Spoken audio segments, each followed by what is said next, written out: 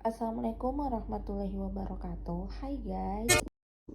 Ya, nama saya Wa'ode Marifatul Jusnan. Saya merupakan salah satu mahasiswa ilmu hubungan internasional di Universitas Bosowah, salah satu kampus swasta yang ada di Kota Makassar. Nah, saat ini saya sedang menempuh pendidikan semester 5. Kesempatan kali ini saya akan bercerita atau berbagi pengalaman kepada teman-teman sekalian mengenai jurusan ilmu hubungan internasional. Apa sih yang kita dapatkan dari mengikuti pendidikan di Universitas Bosowah, khususnya di ilmu hubungan internasional. Kemudian ke depannya apa yang bisa saya lakukan, atau pekerjaan apa yang bisa menerima jurusan ilmu hubungan internasional itu sendiri. Check this out.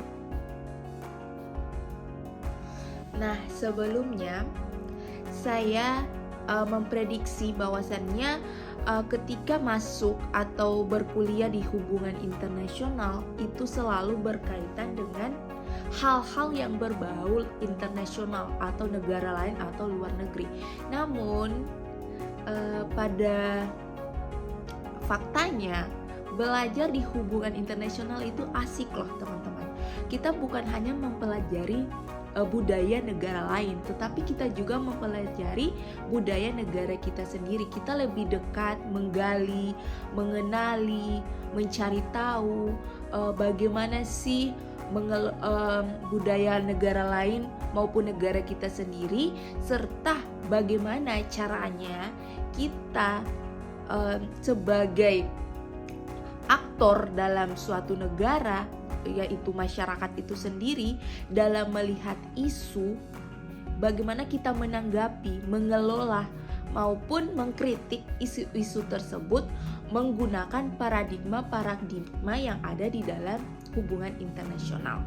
Tentunya itu sangat membuka wawasan saya sendiri ketika mempelajari paradigma yang ada di dalam hubungan internasional, di mana dalam melihat suatu fenomena atau suatu isu yang sedang beredar di dunia internasional maupun di dunia nasional, kita bisa menggali, mengelolanya menggunakan paradigma yang ada, sehingga kita bisa berada di dalam pihak pro maupun dalam pihak kontra terhadap isu tersebut. Nah, di samping itu juga di dalam hubungan internasional, teman-teman, kita itu mempelajari tentang politik, kita juga mempelajari tentang hukum, kita juga mempelajari tentang budaya negara luar maupun negara kita sendiri. Nah, kalian ketika berkuliah di hubungan internasional nggak usah terlalu tegang ya teman-teman, karena sesungguhnya berkuliah di hubungan internasional itu asik loh. Kita setiap saat, setiap masuk kelas, selalu ada yang berdiskusi, selalu ada sesi diskusi.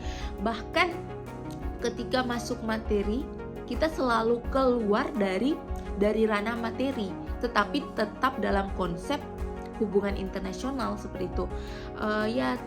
Menurut saya pribadi itu sangat amazing, sangat membantu saya pribadi untuk membuka pikiran saya yang lebih luas, yang mana sebelumnya saya belum mendapatkan informasi mengenai isu-isu yang dibawakan oleh teman-teman saya, tetapi melalui kelas yang membuka perdebatan yang begitu panjang, sehingga membuat saya untuk bisa berpikir lebih luas seperti itu.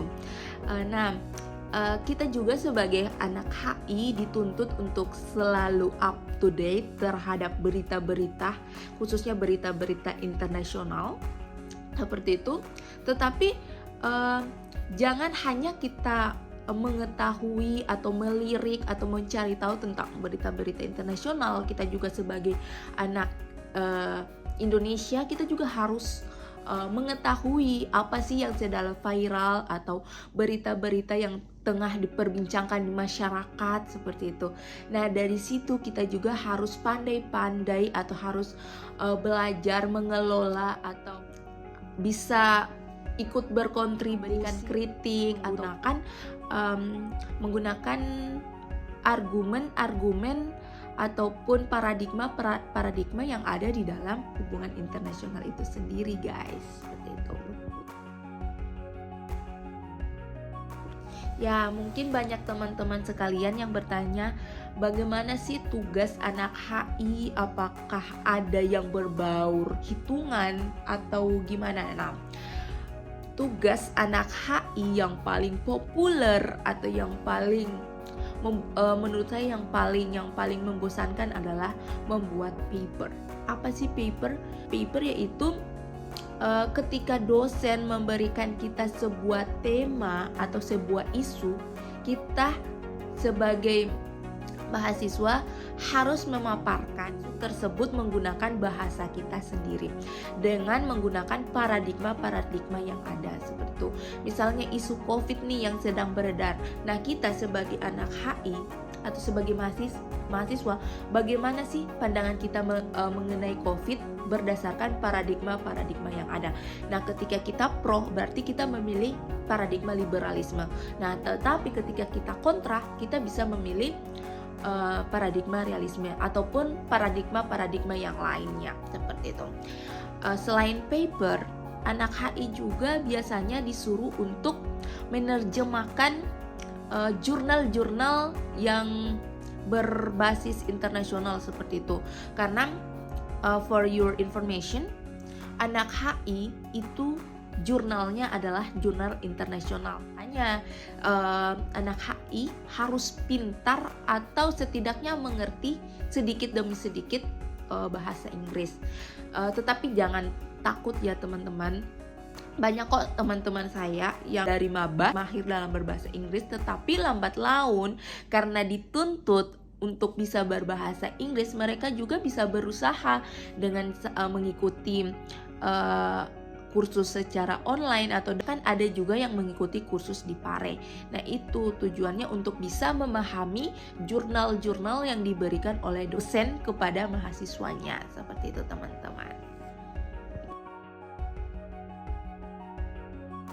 Nah, adapun prospek kerja ke depannya untuk anak HI itu sendiri, yang pertama kita bisa bekerja di kementerian, khususnya di Kementerian Luar Negeri yang mana kaitannya dengan negara lain.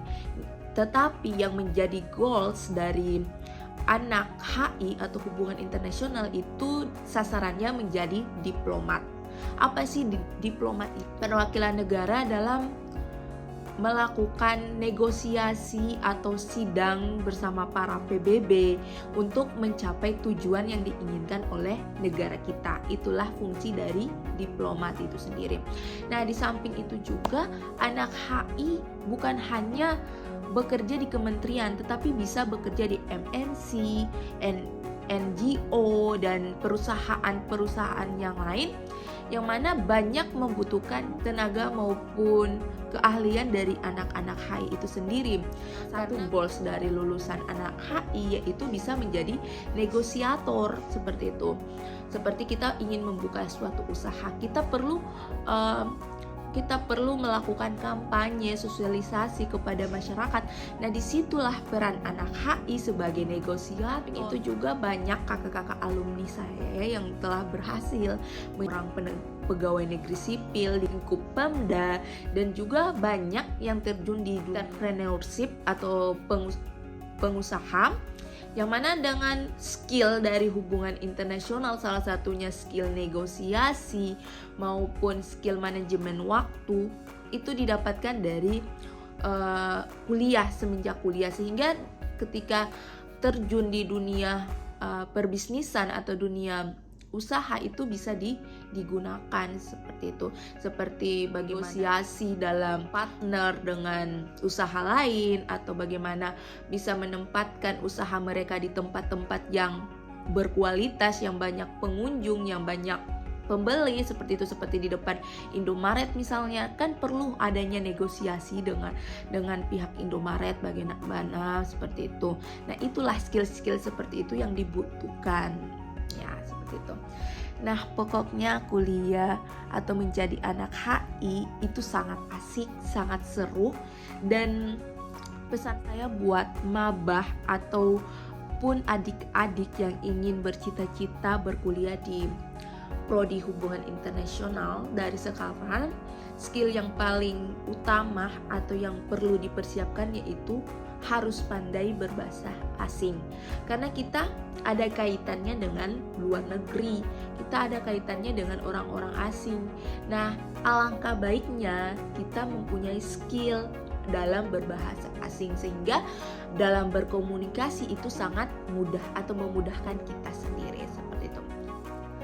Oke teman-teman, mungkin hanya ini yang bisa saya sampaikan atau yang bisa saya bagi sedikit tentang suka duka menjadi mahasiswa hubungan internasional.